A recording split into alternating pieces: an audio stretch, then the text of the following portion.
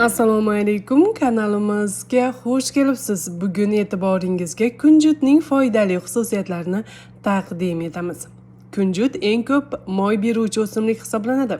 Urug'i tarkibidagi 55-68% gacha moy, 16-22% gacha oqsil va 18% gacha eriydigan uglevod hamda spirt bor.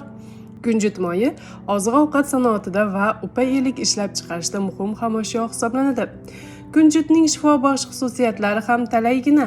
Abu Ali ibn Sino kunjut urug'i va moyi yordamida qon quyilgan a'zolar, shishlar va astma xastaliklarini davolagan. Shuningdek, nafas yo'llari bilan og'rigan bemorlarga iste'mol qilish tavsiya etiladi. Kunjut yog'i teri kasalliklarida, teri kuyganda, oshqozon ichak kasalliklarida, surgi va gijja haydovchi vosita sifatida hamda qon quyilishini tezlashtiruvchi vosita sifatida ishlatiladi. Oziq-ovqat sanoatida ham keng qo'llaniladi.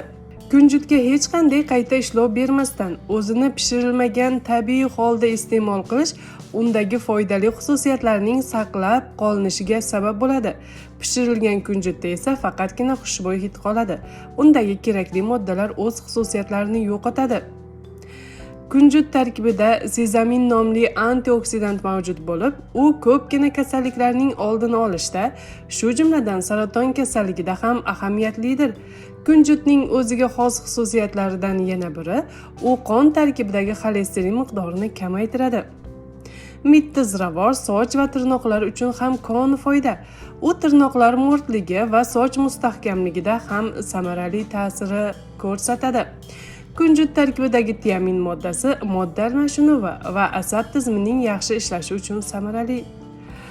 Kunjut kalsiyga boyligi sababli osteoporoz rivojlanishiga to'sqinlik qiladi. Aterosklerozning oldini oladi. 45 yosh va undan katta yoshdagi ayollar uchun ayniqsa, uning foydasi ko'p. Boisi unda ayollar uchun kerakli gormonlar yetarlicha bor. Kunjut yog'idan kosmetologiyada keng foydalaniladi. Demak, har kuni bir choy qoshiqdan kunjut yesangiz organizmingizda qanday o'zgarishlar bo'ladi? Suyak va tishlarni mustahkamlaydi, intellektual qobiliyatni oshiradi. Yurak-qon tomir kasalliklarining oldini oladi. Gemoglobin, oqsillar va fermentlarni ishlab chiqarishda ishtirok etadi. Yurak va asab tizimining ishlashini yaxshilaydi. Viruslardan himoya qiladi.